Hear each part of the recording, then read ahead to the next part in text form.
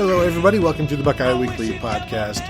I am Tony Gerdeman here, as always, with Tom Orr. Tom, how's it going? Just enjoying a beautiful, beautiful Ohio summer weekend in the way that I love best, sitting inside and talking to you. I am also sitting inside, and normally we could, back in the day, we would sit in the same car and crazy noises would be going on around us. But now I am actually at home, but my neighbor is cutting some wood and doing some landscaping and running his loud diesel truck. And so if you hear some stuff in the background, no, we are not back out on a parking lot in a car and somebody is, we're socially distanced. Don't worry. That's just my loud neighbor. So yeah, I'm doing good. Other than that, Tom, we have to finish up our round of listener question shows for this week. We started that on Thursday, and I assume we'll finish it today. Is that a possibility? I think we've got a decent chance. We can just keep talking until we run out of questions if we want to do it that way. There you go. Let's do it. All right. First one from @SJB36th. I have probably an ill-conceived notion bordering on a concern about sacks and ball security with number one, meaning Justin Fields. It would be nice if those were trimmed a bit. I think your first thing that you should keep in mind is that the offensive line is going to be pretty darn good this year. You've got Thayer Munford back. You've got Josh Myers back. You've got Wyatt Davis back. Those are three guys who are all probably all Big Ten caliber players at the least this year. You've got Harry Miller, who we've spent the last, 12 to 15 months explaining to you is going to be real, real, real good very quickly. And then you've got Nick Petit-Frere probably at right tackle. And if it's not Nick Petit-Frere, you've got a couple other good options out there. If you're worried about sacks and ball security, a lot of that is going to be on the offensive line and just keeping Justin Fields upright and clean. And I don't think that's going to be a big issue. And this is his second year, so he's probably not going to be the guy who's standing back there for 9 seconds, patting the ball and waiting for guys to get open. I don't think that's a huge concern this year because I think Justin Fields is going to be quick enough in his reads that he's not going to need a ton of time back there. He can take off and run if he needs to, but he should have enough time back there, right? Yeah, I think the time will be good. First, I would like to applaud you for not being sophomoric when you're reading a question about sacks needing trimmed a bit. But I think what we saw last year is sometimes Justin Fields would hold the ball a little bit too long, and you have to assume that that won't be the case this year. And really, it needs to not be the case because we saw a couple times last year where Chris Olave would have to wait up for the ball. And now if you're throwing both him and Jameson Williams, they're running deep routes. There's no need for Jameson Williams or Chris Olave to have to wait for the ball. So the anticipation needs to improve, which I mean, that's part of getting better and growing up. And so I would expect fewer of those sacks, but this is also Justin Fields is good with the ball in his hands and making stuff happen. So you don't want to rein him in too much, but I agree. I would like to see that anticipation ramp up and obviously if the ball gets out sooner, then the sacks and the ball security take care of themselves. Next one from @FuzzyBuckeye. How far into the season before someone asks, why is Tuf still social distancing? So if I'm understanding this question correctly, the question is, how long will it take before someone on Ohio State social media says something unkind about Tuf Borland? Is that the question? Yes. Okay. I'm going to guess, let's see, assuming the Bowling Green game is a noon game on September 5th, I'm going to guess sometime around August 4th. What about you?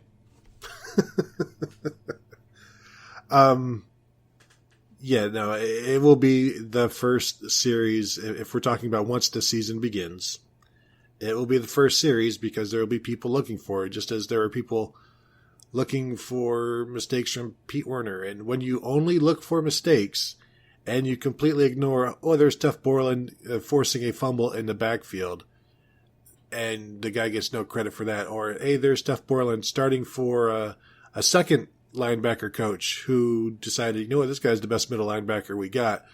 Or his teammates naming him a captain. If you're only looking for the negatives, I promise you, You'll also find them with Ryan Day or Dabo. No, not Dabo. Anybody you look for, if you're just looking at the negatives, you'll find them. And if you ignore the positives, you have no credibility. Yeah, he's someone who there seems like every few years there's someone who is just sort of the whipping boy, and yes, he has not been perfect. That is right. Stipulated, but also multiple linebacker coaches, multiple defensive coordinators, multiple head coaches, and he's still the starter, and they can't get him off the field. Like there is probably something he's doing well there that perhaps you're not noticing if all you're focusing on is the negative. It's politics. He's got probably influential family. Probably. Next one from Sivo. Who will make first or second All-Big Ten from Ohio State? Now, just for reference on this, because I never remember this stuff. First team All-Big Ten last year was Justin Fields, J.K. Dobbins, and Jonah Jackson. Second team was Wyatt Davis, Brandon Bowen, Thayer Munford, and then that was just the offense, but that's fine. That'll give you some sense for kind of what to expect in terms of like what a first team and second team actually means. So, do you want to go first? Yeah, we'll just should we just combine them in terms of here's the guys I think will be first or second, because Chris Olave, I believe Garrett Wilson will be there. All 5 offensive linemen, because there was the media team and the coaches team. All 5 offensive linemen made the first 2 teams last year, I'm pretty sure. So I would put all 5 offensive linemen. Nick Petit-Frere will have to show some things. So maybe I'll just go 4. The other 4 and not him. Luke Farrell, maybe third team. But yeah, so I'll go on offense, Olave, Garrett Wilson. The 4 offensive linemen minus Petit-Frere, which may be a mistake, and Justin Fields. No running backs for me. Last year, J.K. Dobbins was first team All-Big Ten, and Master Teague was third team All-Big Ten as selected by the coaches. So I'll guess someone makes at least first or second team as a running back. I guess I'll go with Teague as the most likely. I mean, it seems like we saw him walking into the Woody, and he looked like he was walking fine. And there's been some reporting on BuckeyeScoop.com that folks inside the program are saying he's ahead of schedule. So that's all I think encouraging in terms of his ability to get back on the field and be an impact player right away. I guess I'll say I'd expect Master Teague to be either first or second team. And for sure, the 3 returning starters, Munford and Myers and Davis on the offensive line, those guys should all be probably first team. And yeah, Harry Miller or Nick Petit-Frere, maybe one of them ends up a second team guy this year. But I think that's there's a certain amount of everybody gets a trophy in these as well. Like, they're not going to just put all 11 Ohio State starters on the all Big Ten first and second teams. That's just not how it ever works. So Justin Fields, though, for sure. I feel pretty good about Justin Fields' chances of being the first team all Big Ten quarterback this year. Gonna go all right. Well, when you've got like Sean Clifford and Dylan McCaffrey out there, Tom, you might want to hold off on all of these Justin Fields proclamations. Just an FYI. What about defense? I'll let you go defense first. Well, on defense, I think Zach Harrison for sure is someone who's going to be. I expect Zach Harrison to be somewhere on those teams. He may not get the first team because he may get held to the Chase Young standard to get on the first team as an Ohio State defensive end, but I expect him to be out there somewhere. Tommy Togiai, I would expect to be at least second team. Teron Vincent, I'd expect to be at least second team. If Tyreek Smith can stay healthy, I could see him being out there. Jonathan Cooper, if he has a good year. The linebackers are a little bit of a question because I think Pete Werner seems like someone who should be maybe the coach's first team guy because he seems like someone that the coaches probably appreciate more than the media. I know Ohio State coaches certainly appreciate him more than I think Ohio State fans do. Maybe Baron Browning. Like I keep waiting for Baron Browning to happen. So he's someone who I wouldn't be surprised. Sean Wade, I think, is much as picking Justin Fields as a first-teamer on the offensive side of the ball, I think I'm going to go on a limb and take Sean Wade as a first-team All-Big Ten player on the defensive side of the ball, and then one of the other corners will be at least a second-teamer, either Cameron Brown or Seven Banks, I think. And then, I've said his name probably more than just about anyone else in the last month or two. Josh Proctor, you tell me what kind of season Josh Proctor has, I'll tell you what kind of season the Ohio State defense has. He is someone who very easily could be a first-team player, but he could also not be first or second team. It just kind of depends on how he does at the back of that defense, and that's going to go a long way to determining what kind of season this team has. I would also throw in Blake Hallbill and Drew Chrisman in there. Both are seniors, so they should be at the top of their respective games. I will agree that Sean Wade is probably first or second team All-Big Ten. Yes. That is the shoe-in of the group. On the defensive line, I agree with Zach Harrison because we expect that. It's tough for a nose tackle to get that kind of recognition when the vote is just based on defensive line.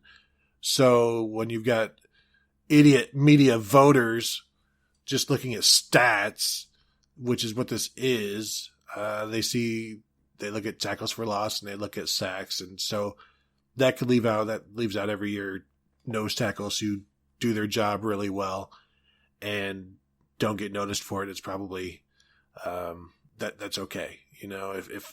If you're a nose tackle and you go unnoticed, there's worse things. There's being noticed for always missing plays is worse than that. So I don't know that he'll make it, in my opinion. Tom, not to disagree with you, but I will disagree. The rest of the guys, I don't know if they're going to be playing enough because that rotation is going to be pretty deep. And I think everybody would love to see Jonathan Cooper make it. But,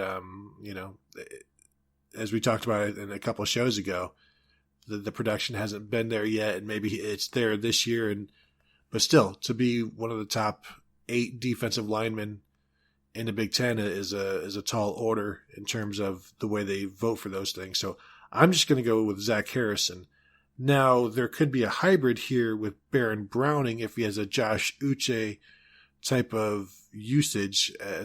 Josh Uche, outside linebacker, pass rusher for Michigan last year, had some big games. And if you put a couple of 2-sack games together and you just keep your name out there, maybe Baron Browning can do that with the numbers and you're a designated pass rusher. And so maybe that happens. I think Pete Warner will be a first or second team. Tuf Borland wouldn't surprise me to see him first or second team. Tom, Seven Banks or Cameron Brown, if you had to choose one right now, could you? I mean, what do we know? Because we've seen, I think Seven Banks started a game. Cam Brown was the guy that went in when, I think maybe Damon Arnett or Jeff Okuda went out at a time. So it's they've both been thrust into this position as the next corner in. So I don't know who the next corner in is, and whoever that next corner in is probably a first or second team guy, but I have no idea. I think I lean towards Cameron Brown, but I don't know why. Yeah, I think that Cameron Brown, my perception last year was maybe that he was a little bit ahead of Seven Banks, but not a ton. And then we didn't get to see the spring, which is when you would normally be able to kind of get a sense that, okay, this guy's maybe kind of making a move to be the next guy in that Ohio State defensive back assembly line of first-round draft picks. It could really be either of them. I don't have a real strong opinion there, but I would say my strongest opinion there is that one of them will do it. It would be more surprising to me if neither of them did it than if one or both of them ended up, NFL first-round draft picks in a year or two. Here's a question for you, Tom. If Josh Proctor is first team All-Big Ten, are the Buckeyes in the national championship game? Quite possibly. I mean, unless it's because he had 9,000 tackles, which is, if your safety has 9,000 tackles, that's not always a good thing.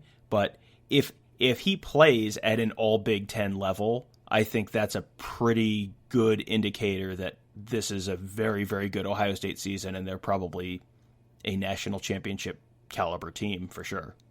Yeah, I'm with you. All right, what's next? All right, next one from @Sloopcast. Who will be the Big Ten champion? Big Ten Defensive Player of the Year, Big Ten Offensive Player of the Year, but wait, no Buckeyes permitted, which is too bad because that probably would take away at least 2 of my answers there. So, all right, if you can't pick Ohio State, who will be the Big Ten champion? Is Minnesota a crazy pick? I don't think so. It's not. Right? I don't think it's crazy. I'm gonna pick a Minnesota player for one of these later categories. So, no, yes. Minnesota's not a crazy pick. So, I think if you're going with someone in the East, you'd probably go with Penn State because Ohio State has to go to Penn State this year, and Michigan comes to Columbus. So, but I think the most likely way that happens is someone catches Ohio State in the Big Ten championship game. So you're picking someone out of the West and just catches Ohio State on a down day. So yeah, Wisconsin, Minnesota. I don't think Iowa's in a great place right now, and I'm not going to jump on the Nebraska bandwagon until I am given some reason to. So yeah, Minnesota or Wisconsin. Yeah, Minnesota goes to Wisconsin this year, so that kind of favors the Badgers a little bit. No love for Northwestern, Tom. I'm going to be interested to see what Northwestern is this year. They finally have a new offensive coordinator after Mick What's-His-Name's 10-year reign of vanilla terror is over. So they actually might try on offense a little bit, which would be exciting. But yeah, I will say either Minnesota or the winner of the Paul Bunyan Axe game is probably the winner of the Big Ten West. There you go. I'll go with that.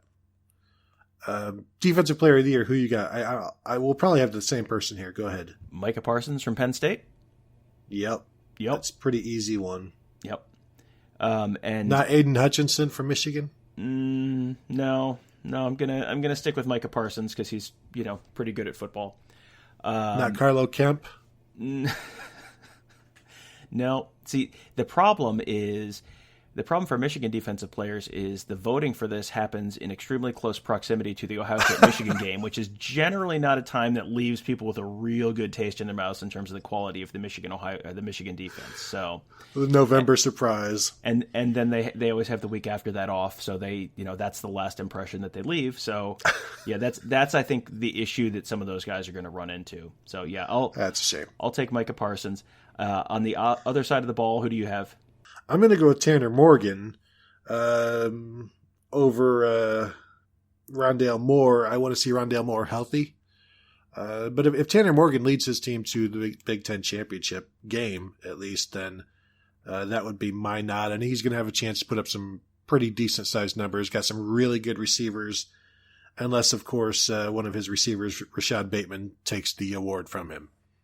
Yeah, I also had Tanner Morgan here. 66% completion last year, 3,253 yards, 30 touchdowns, 7 interceptions, and that was as a sophomore. So he's probably going to take, at least end up at that level again, and if not more. And he was second team All-Big Ten last year behind Justin Fields last year at the quarterback spot. So I think he's probably as good a bet as anyone to get that. And yeah, Rondale Moore is...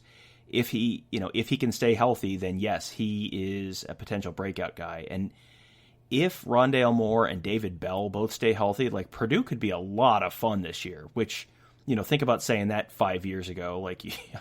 I'm really excited to watch Purdue football. But yeah. My concern is that they have the quarterback to get it done, be it Jack Plummer or whomever, that they don't waste all of these receivers because it's more than just David Bell and Rondale Moore. They've got a bunch of talent there. Ohio State was in on a bunch of these guys.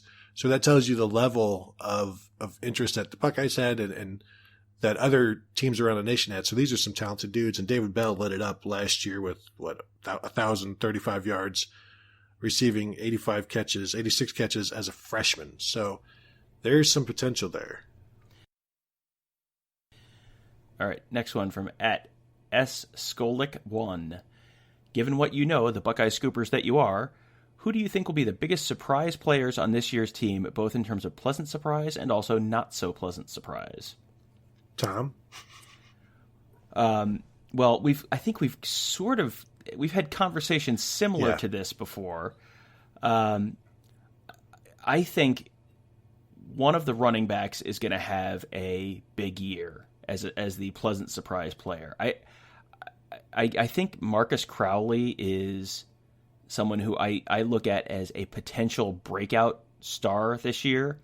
But as I said the last time we talked about him, how healthy is he and how many carries is he going to get? You know, he could be a really fantastic running back this year and only end up with 600, 700 yards because he's splitting carries with Master Teague, he's splitting carries with Trey Sermon, Justin Fields is running the ball a little bit, and they're also throwing the ball a whole bunch to their immensely talented wide receiver group and also to the ear of the tight end. So there's only so much you can do. I think he could be a pleasant surprise just in terms of averaging like 6.5, 7 yards a carry, but, you know, not have like a real high top line yardage number. You know, he could finish with 700 yards and, 7, 8 touchdowns and still be, I think, a pleasant surprise for a lot of people who probably are not thinking about him a lot right now. I think you'll see some situations where people are like, you know, we need to see more of Marcus Crowley. Why isn't he in there? We want more of him. But in terms of the biggest surprise, positively, I still, Harry Miller is going to be probably my answer because everybody else we've talked about. We talked about Jameson Williams in the last show.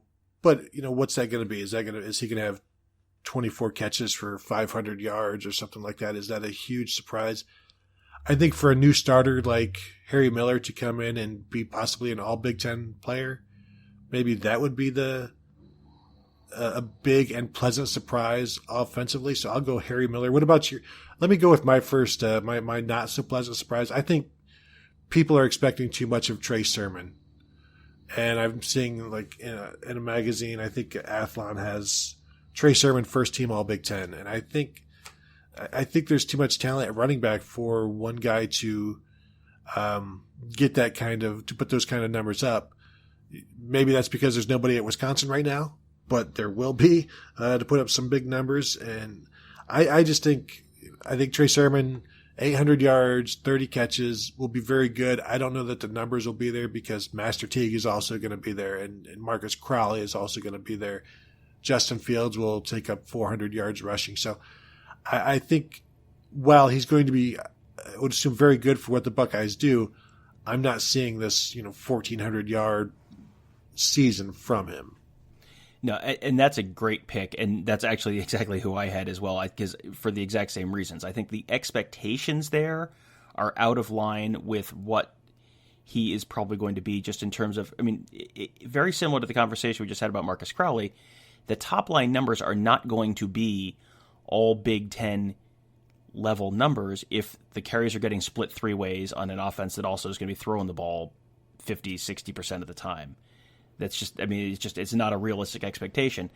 Last year you had J.K. Dobbins put up 2,000 yards, and I think everyone is looking at, they're going to have, certainly he won't be as good as J.K. Dobbins, so maybe they'll only have 1,800 yards this year for the leading rusher. It's like, no, I don't think that's how this is going to go, just if they're splitting the carries as many different ways as they probably are.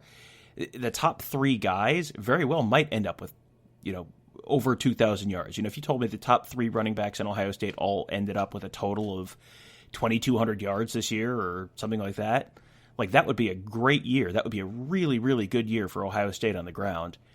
And it would probably feel like a disappointment based on some of the expectations there. And again, all three of those top guys, Teague, Sermon, and Crowley, are all coming off of leg injuries. So there's a little bit of uncertainty in terms of, are they all going to be 100%? Are they all going to be good to go? Will they all be able to stay healthy this year? But, I think the overall production there is going to be very, very good. But just in terms of individual numbers, I don't know if people are setting reasonable expectations this season. And another pleasant surprise, I think, will be Tommy Togiai. I know I trashed you with the All-Big Ten pick, but numbers aside, I think people are going to really enjoy watching him this year and watching the effort. And we don't even really know what he can do. We just expect it to be really, really good. So keep an eye on him terrorizing the the interior there for the Ohio State defense. All right, next one from Scoop John B. Which non-Ohio State Big Ten player are you looking forward to watching the most this year? And which non-Big Ten player are you looking forward to watching the most this year? So to me, that's Nico Collins. Nico Collins is someone who I feel like I bring up way more than his production level probably deserves. And that's a function of Michigan's failures on offense to get him the ball. Yes. If he was on a team, you put him on Purdue, for example, just a team that is willing to, if David Bell had 1,000 yards last year for Purdue, Nico Collins is at least 1,000-yard receiver for Purdue last year, right? Instead, 37 catches, 729 yards, 7 touchdowns. Now, that's 19.7 yards per catch, which, that's pretty good. So at some point, maybe this is the year that second-year Josh Gaddis, you got a new starting quarterback up there, whether it's Dylan McCaffrey or Joe Milton or someone else. But, maybe this is the year they finally make the most of Nico Collins. Tom, do you believe that? Do I believe that maybe it's the year? Yes. Do I believe that it will be the year? No. Yeah. Yeah, every week writing Michigan Monday, it's like, they threw the ball to Nico Collins 4 times and he had 3 catches. And this is criminal because when you throw the ball to him, good things happen. 20 yards a catch. Maybe try it more. If your offense is struggling, maybe get it to your good guys and see. And, I think losing Shea Patterson may not necessarily be a bad thing because he was limited and would always provide the opponent with a couple of opportunities to win the game, which is definitely not what you want. So, yeah, I'm looking forward to seeing what he does and what they do with him. I'll go back to Rondale Moore again, who's probably the most entertaining player to watch in the nation when he's playing. Micah Parsons is fun to watch. Daxton Hill at Michigan. Let's see what he does in his second year, going from like the nickel guy to the full-time free safety. What kind of plays does he make? But yeah, for me, it's going to be Rondale Moore and just the many different ways that they get him the ball and the wringing of the hands from Ohio State fans about like we need to do that with Mookie Cooper. We need to do that with this. Why can't we do this and do that? And it's like Ohio State has been trying to get guys like Rondale Moore, including Rondale Moore, for a while. So, he's a prototype and he's a blueprint. But the problem with that is like nobody else can do what he does. So you may have the blueprint, but it doesn't mean that you have the equipment to replicate it exactly. So it's too bad we had to go a year without watching him play. Yeah, that was a real bummer last year. I mean, and Purdue went from one of the most interesting teams to watch to like, oh, this is actually not that fun because they can't actually do anything because they don't have the depth behind him to replace him. So it was just like, here's a guy who's not Rondale Moore. That's not great. To me, which non-Big Ten player you're looking forward to watching most this year? We're going to see him in person week 2. Penei Sewell from Oregon is a absolute delight as an offensive lineman. He's one of their tackles. He's their left tackle for Oregon. He was someone who actually got some Heisman votes last year. Just one of the next great offensive lineman, probably the guy who has the 12 to 15 year NFL career. I think he won the Outland Award last year. Should probably win it again this year. He is someone who, he's not Orlando Pace. No one is Orlando Pace, but he is real good. And when you have a guy at a position that's not just, Trevor Lawrence, let's pick a quarterback, who is a real difference maker. And, it's a little bit like when Ndamukong Suh was at Nebraska. That was just like, it was appointment viewing, even though he was a nose tackle. Penei Sewell is someone who, if you're watching Oregon games this year, just watch him for a while. Just don't watch the ball. Just watch him just maul people. So, yeah, he's my pick. How about you? It's a pretty good test for Zach Harrison in week 2. That'll be fun to watch. I am the exact person you insulted. I'm going to go with the quarterback, North Carolina Sam Howell, who was a freshman last year and lit it up, put up actually better numbers than Trevor Lawrence, and threw for 3,641 yards, 38 touchdowns, and 7 interceptions as a true freshman, a guy that Ohio State wanted, a guy that everybody wanted, and Mac Brown got, and is basically the foundation of Mac Brown's new North Carolina program. So he's got him for 2 more years.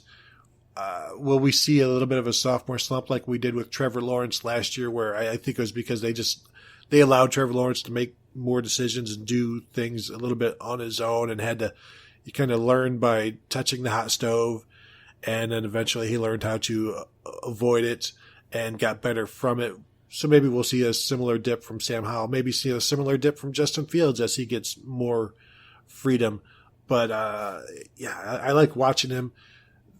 It's fun to watch like programs with renewed energy like Minnesota has, and you could see just the buoyancy that the players have that they play with, and then you see programs that don't quite have that energy. And I don't know, I couldn't think of one off the top of my head, a program that has lacking energy, a kind of a bluish or a yellowish, just this feeling about him.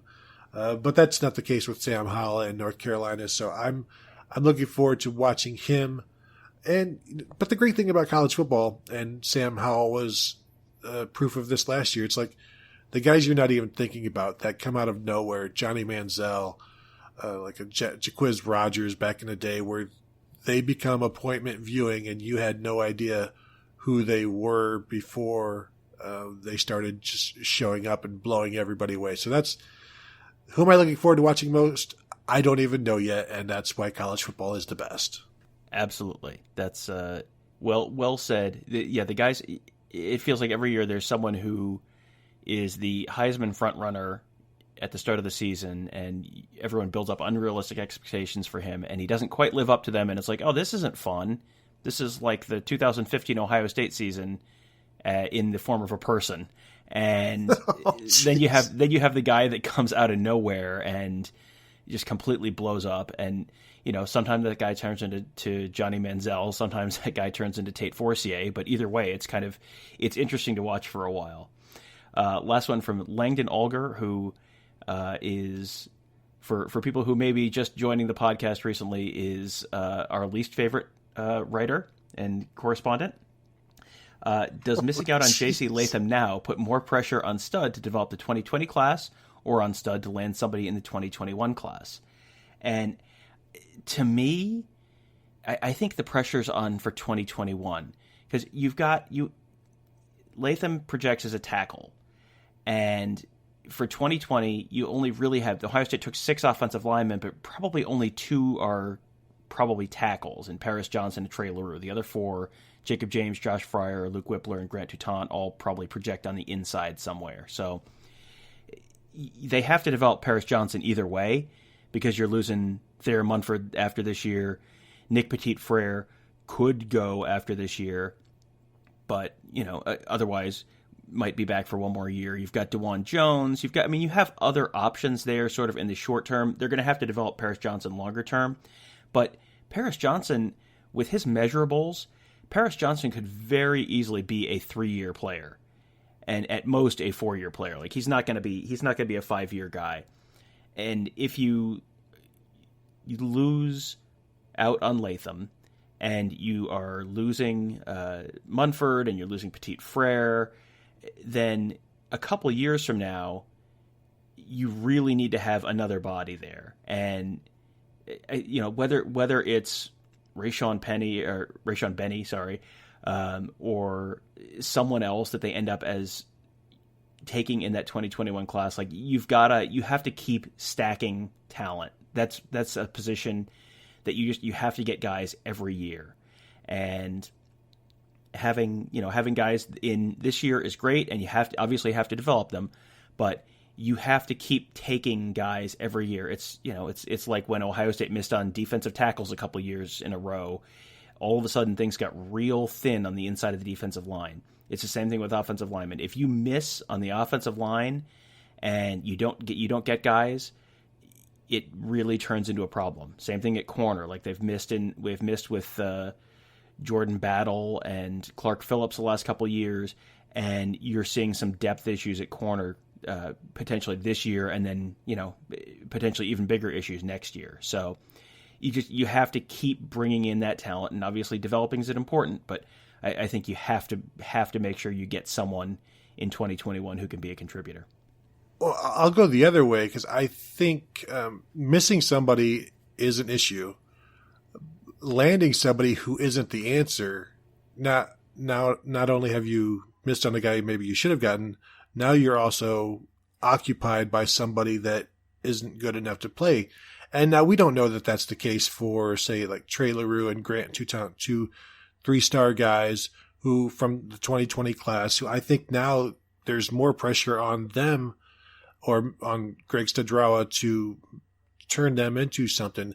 Because you can sign guys and view them as maybe 3 years down the road, like Kevin Feeder and some of Ed Warner's entire offensive line classes.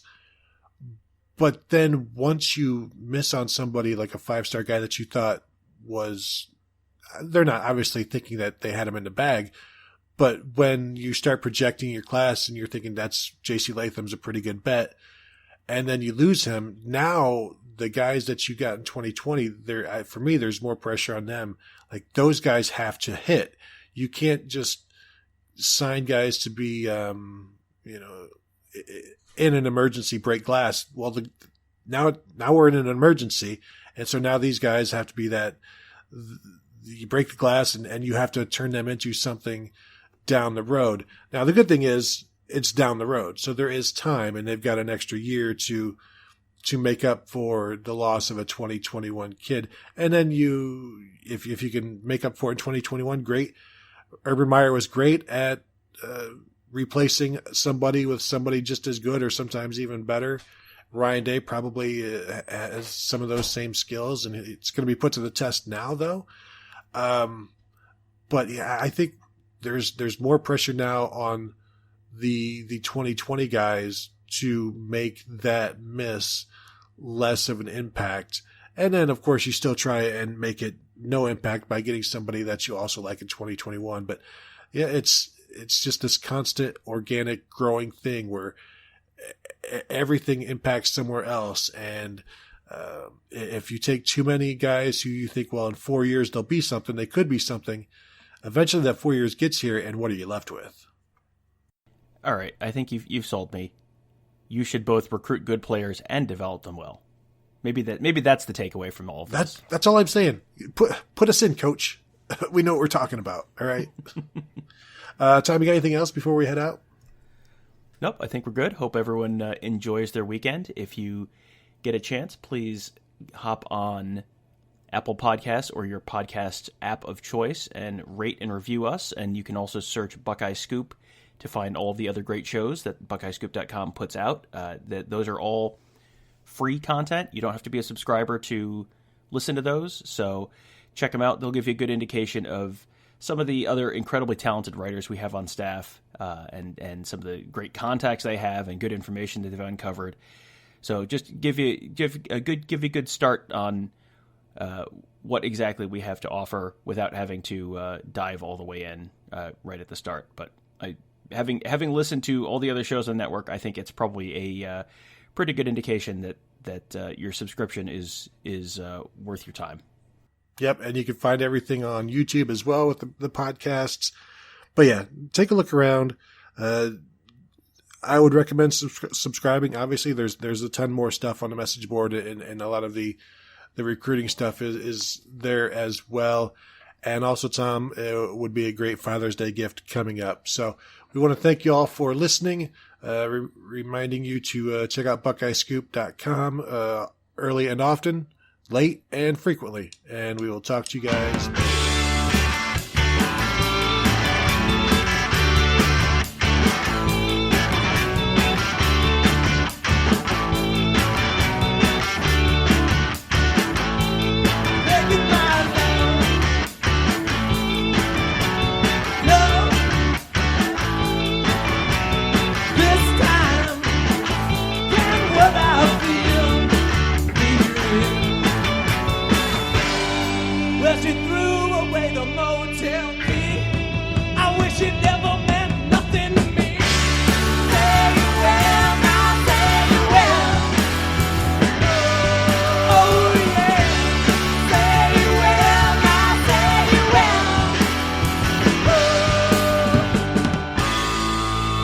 tell me that tomorrow's alright, we could steal a car and leave tonight.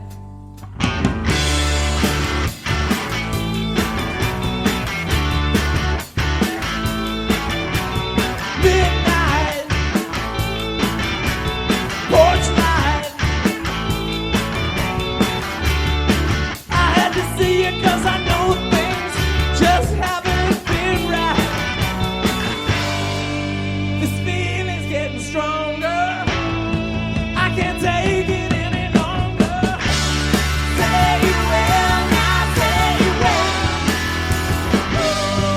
Oh yeah.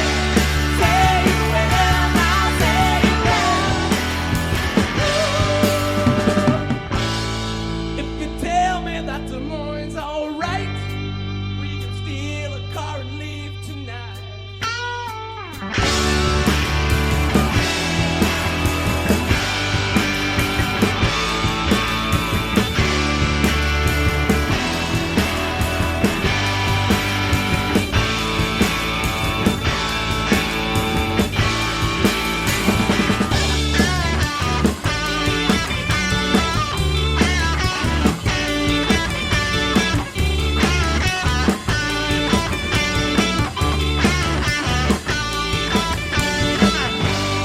Well, I came in for a goodbye kiss, but I could never have imagined this.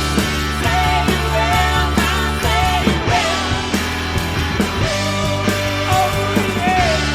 Say you will, now say you will.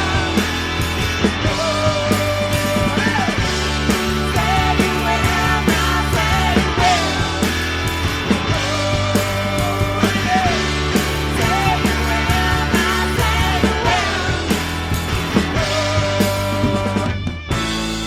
If you tell me that tomorrow